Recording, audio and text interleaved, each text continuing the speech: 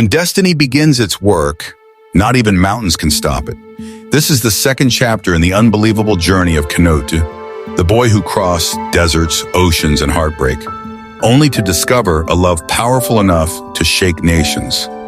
After that unforgettable Sunday service, one thing became clear. A new drummer had arrived, and the city would never be the same. Word spread quickly from one street to another, from church to church, from choir to choir. People whispered his name with awe. Have you heard the African boy? The one who turned the whole church upside down? He plays like the drum is alive. Within a week, churches were calling endlessly. Choirs wanted him, bands wanted him, even music groups in nearby towns wanted him, and because of this unexpected fame, the church decided to help him settle properly. They rented a small, self-contained apartment for him. Simple, clean, warm, a place he could finally call home. The pastor, the elders, and even regular members began giving him small gifts, small offerings, small envelopes. What you did blessed us, they said. Use this as pocket money.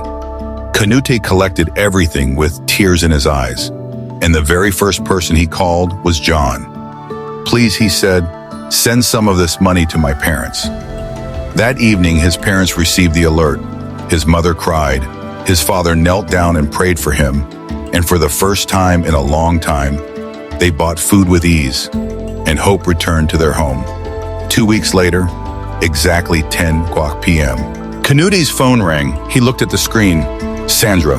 His heart jumped. He answered quickly. Hello? Her soft voice filled his tiny apartment. Hi, Canute, she said gently. I'm so sorry, I've been meaning to call. My schedule has been crazy. Canute smiled in the dark. It's okay. Hearing your voice now is enough. They talked like two souls that had known each other for lifetimes. They laughed, they joked, they shared stories. And somewhere in the middle of the conversation, the truth became clear. They felt something real, something deep, something undeniable. Before hanging up, Sandra said, Tomorrow, I'm coming to see you. Canute froze. Tomorrow? Yes, she whispered. I want to spend time with you. But when the call ended, fear crept into his heart. He remembered who she was, the daughter of a superstar, a girl from wealth, luxury, and influence. He whispered to himself, does she really want me? Or is she just feeling pity for me, Sven? But he placed his hand over his chest and breathed deeply. Whatever it is, what I feel is real. The next day, she arrived. Sandra stepped out of her G-Wagon like an angel descending from the sky. She wore a flowing, cream-white silk dress that danced in the wind, gold earrings that shimmered in the sunlight, and a soft perfume that wrapped the air in warmth. She walked up to him and hugged him tightly, not with fear, not with hesitation, but with sincerity. Have you eaten? She asked. No, Gisha, he said softly. I was waiting for you. She smiled and opened the car door. Come, let's go. They drove into the city. People stared. Some whispered. Some were simply shocked. A rich European girl in love with a poor African immigrant. In the restaurant, they talked for hours. Canute told her everything, the poverty, the collapse of his father, the desert, the ocean, the fear, the hope. And Sandra held his hands. I'm here now, she said, and everything will be all right. Then, like a miracle, she added, I spoke with my father's childhood friend. He owns a restaurant. He's willing to give you a temporary job until your asylum review. Canute closed his eyes in gratitude. Thank you, Sandra. Thank you. Their love grew like fire rising in the night, bold, bright, unstoppable. People in the city watched in disbelief. How can she choose him, they asked. She can have anyone. She's the daughter of a legend. But Sandra didn't care. She loved him, and that was all that mattered. Months passed, then the day arrived. Canute's asylum review. Sandra traveled with him. She held his hand as they walked in, but the moment they returned, his silence said everything. He had been rejected, given 90 days to leave the country. Canute broke. He cried in her arms. Where will I go? What will I do? What about you, my love? Sandra wiped his tears. I will get a lawyer. We will appeal. We will fight. You are not alone. That night, while they were still processing the shock, Sandra's mother called, crying, "Sandra, come home. Please come home immediately." Sandra's heart pounded. She told Canute, "My mother is crying. Something is wrong." Canute wanted to follow. She refused.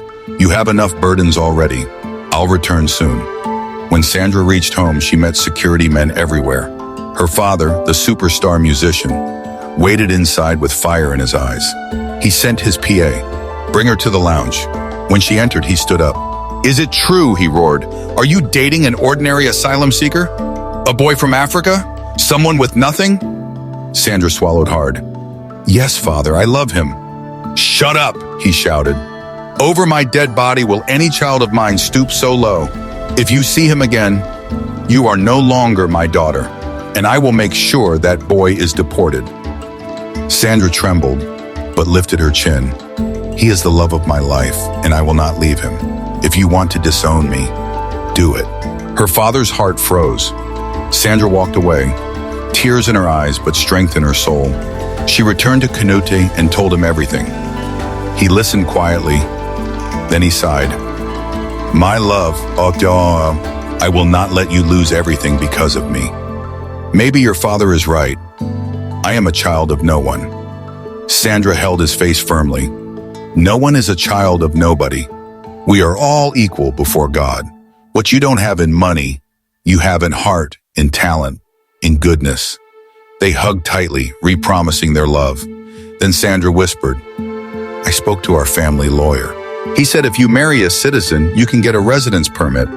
Canute stepped back in shock. "What? But your father said he'll disown you." Sandra shook her head. "I don't care. I love you." But Canute was gentle. "In my culture, we need the parents' blessing for marriage. Let us try. Maybe he will change." They agreed. Sandra suggested they go for the weekend. Her father would be away in Madrid for the biggest music competition of the year. At her mother's home, things took a surprising turn. Her mother welcomed Canute warmly. She saw his humility, his respect, his quiet strength, and she liked him. But something was wrong. She looked troubled, nervous. The big competition was airing live on TV. Sandra's father had reached the semifinals. The whole country was watching. Sandra asked her mother, "Mama, what's going on?" After much pressure, her mother confessed, "Your father, he placed a bet, almost half our savings, that he will win the competition." Sandra gasped. "Mama, how could he?" The tension in the room rose. Everyone stared at the screen. And then, Sandra's father qualified for the finals, but he was scared. If he lost, their family would be ruined. As everyone worried, Canute whispered to Sandra, "I can help." She turned to him. "How?" "If your father allows me, I have an idea for his final performance." Her mother immediately called the superstar. He was shocked. "An asylum seeker? In my house?" His wife begged him, "Put your pride aside, let him try." After much resistance, he finally agreed. "Bring him tomorrow morning." The next morning, Canute stood before the legendary musician. The superstar looked at him with arrogance. "What do you know about music at this level?" Canute bowed respectfully. "Sir, I watched yesterday's performances. You and the other finalists are too equal. That is why there was no winner." He opened a case. Inside was a beautifully carved traditional drum. "The African talking drum," he said softly. "A drum that speaks in melodies and in spirit." He continued, "When you walk on stage, let everything be silent. Let me begin with this drum, alone, for 1 minute. The audience will fall into a trance. Then you enter with a cappella. No instruments, just your voice. Raw, pure, powerful. After that, your full band explodes into the main song." For the first time, the superstar was impressed. They rehearsed, and it was magical. The day of the finale arrived. The entire nation stopped. Cars parked. Bars overflowed with viewers. Radios blared. Everyone waited. The competitor performed first. Brilliant, loud, powerful. Then came Sandra's father. The hall fell silent, and then, dum. Dum-dum, taka, taka, taka. The African talking drum echoed across the stadium like a heartbeat from heaven. People froze. Some stood. Some cried.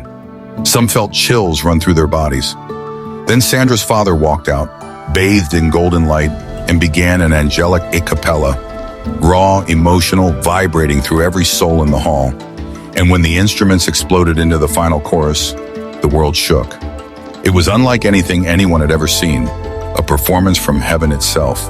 When it ended, the world roared. And the judges announced the winner and new king of music is Sandra's father.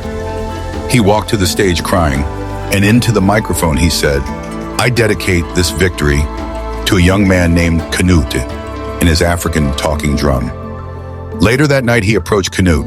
For the first time he bowed his head in respect. "You saved me. You saved my career. You saved my family. And you saved my pride." He placed his hand on Canute's shoulder. "You have my blessing to marry my daughter." Sandra cried tears of joy. Canute fell to his knees in gratitude. They married months later, a grand celebration of love that defeated borders, cultures, fear, pride, and destiny. And after the wedding, Canute's status was regularized. The boy who crossed the desert, the boy who nearly died, the boy who had nothing, now had love, family, citizenship, and a future brighter than the sun. Some journeys begin with pain, but end with destiny. This was the story of Canute, a boy who left home to save his family and found a love powerful enough to change the world. Thank you for watching. Don't forget to click, like, and subscribe to our channel for more of this.